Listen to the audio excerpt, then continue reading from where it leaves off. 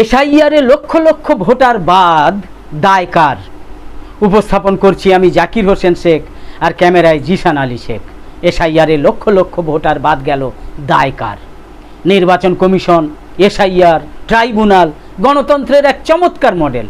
বিধানসভা নির্বাচন মিটে গিয়েছে, 3 মাস হয়ে গিয়েছে।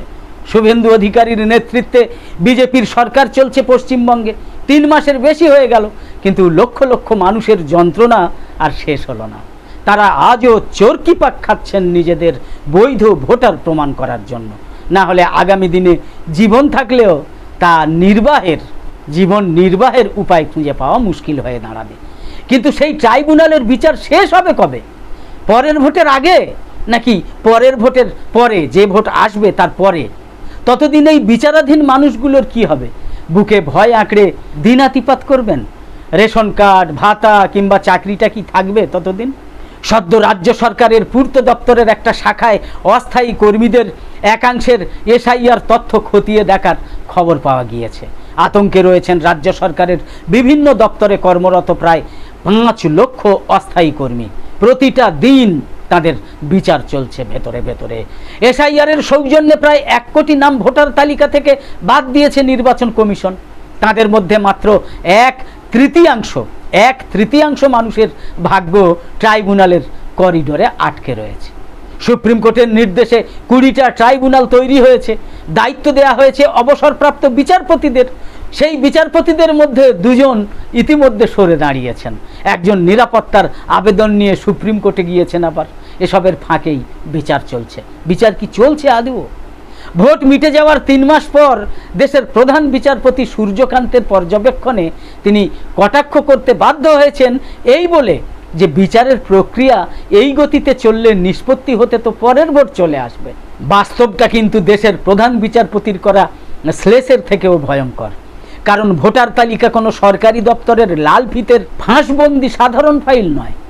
সেখানে একটা নাম বাদ পড়ার অর্থই হচ্ছে একজন নাগরিকের গণতান্ত্রিক অধিকার কেড়ে নেওয়া। সবচেয়ে বিস্ময়কর ব্যাপার হচ্ছে, এত বড় একটা প্রক্রিয়ার দায়িত্বে থাকা নির্বাচন কমিশনের কাছেই ট্রাইব্যুনালে কতগুলো আবেদনের নিষ্পত্তি হয়েছে, কতগুলো বাকি আছে তার কোনো হিসাব নেই। কমিশনের আইনজীবী, আপনারা খবরে দেখেছেন, কমিশনের আইনজীবী সুপ্রিম কোর্টে দাঁড়িয়ে বলেছেন এই মুহূর্তে বিস্তারিত রিপোর্ট নেই, জেনে বলবো। চিন্তা করতে পারেন, এটা কি নিছক প্রশাসনিক গাফিলতি? শুধু ভোট করানো ছাড়া কমিশনের তো তেমন কোনো কাজ নেই। অন্য কাজ, অপর কাজ কি কমিশনের আছে? নির্বাচন কমিশনের স্বচ্ছ ভোট করানোর জন্যই তো তারা এসআইআর করেছে। আর সেই অপরিকল্পিত এসআইআর যে সংকট সৃষ্টি করেছে, তার বিচার কতদূর এগোলো সেটার খোঁজ পর্যন্ত নির্বাচন কমিশন রাখেই না।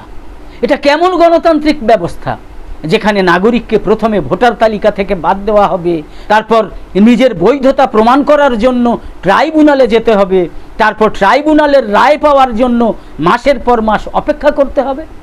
আর সেই অপেক্ষা করতে করতে যদি পরের নির্বাচনও চলে আসে, তখন এই নাগরিকের হারানো ভোট কি ফিরিয়ে দেওয়া সম্ভব হবে? কমিশন বারবার বলেছে প্রকৃত ভোটারদের আতঙ্কিত হওয়ার কারণ নেই। ভালো কথা, কিন্তু বাস্তব বলছে বৈধ ভোটারকেই তো এখন আদালতে গিয়ে নিজেদের অস্তিত্ব, নিজেদের পরিচয় এবং নিজেদের ভোটের অধিকার প্রমাণ করতে হচ্ছে। তারপরও সেই বিচার শেষ হচ্ছে না। এত কিছুর পরেও সেই বিচার শেষ হচ্ছে না। একটা ভোটের মূল্য শুধু একটা ইভিএমের বোতাম টেপার সুযোগ তো নয় নিশ্চয়ই। সেই অধিকার কেড়ে নিয়ে পরে বলা যায় না যে আপিলের সুযোগ তো ছিল। এটা কি পরে বলা যায়? আগে সুযোগটা কেড়ে নিয়ে তারপরে কি বলা যায় যে আপিলের সুযোগ তো ছিল? একটা নাগরিক কেন এত কিছু করতে যাবে? সুযোগ তখনই তো অর্থবহ যখন প্রতিকার সময় মতো পাওয়া যায়। নির্বাচন শেষ হওয়ার পরে, সরকার গঠনের পরে পরবর্তী ভোটের মুখে দাঁড়িয়ে পাওয়া বিচার কতটা কার্যকর? রাজনৈতিক দলগুলো নিজেদের সুবিধা মতো এই প্রশ্নকে ব্যবহার করবে। কেউ বলবে অবৈধ ভোটার বেছে বেছে বাদ দেওয়া হচ্ছে, কেউ বলবে বৈধ ভোটারদের নিশানা করা হচ্ছে। কিন্তু রাজনীতিকে দূরে সরিয়ে রেখে যে প্রশ্নটা এখন করা জরুরি, একজন যোগ্য ভোটারকে ভোটাধিকার থেকে বঞ্চিত করার দায় কে নেবে? কোনো সামান্য ব্যক্তির ভুল, নাকি গোটা রাষ্ট্র ব্যবস্থার ভুলে এই পরিস্থিতি? নিজের ভুল সংশোধন করতেও যদি রাষ্ট্র মাসের পর মাস সময় নেয়, কে দায় নেবে? কে তার দায় নেবে? কে শাস্তি পাবে? শুধু সাধারণ মানুষই শাস্তি পাবে, অন্য কেউ আর পাবে না। একদম শেষে বলি, আজকের গুরুত্বপূর্ণ প্রতিবেদনের মতোই নিউজ নির্ভীকে নিয়মিত উপস্থাপন করা বিশেষ প্রতিবেদন ভালো লেগে থাকলে ইউটিউবে নোটিফিকেশান পেতে সাবস্ক্রাইব করে পাশের বেল আইকন অন করে অল সিলেক্ট করে রাখুন। আর ফেসবুকে লাইক বা ফলো করে আমাদের আরও নতুন নতুন ভিডিও বানাতে এবং লাইভ সম্প্রচারে উৎসাহিত করতে লাইক, কমেন্ট এবং বেশি বেশি শেয়ার করে সঙ্গে থাকুন। তো আপাতত শেষ করছি। কামনা করি সকলে সবসময় খুব ভালো এবং সুস্থ থাকুন, সাবধানে থাকুন। ধন্যবাদ।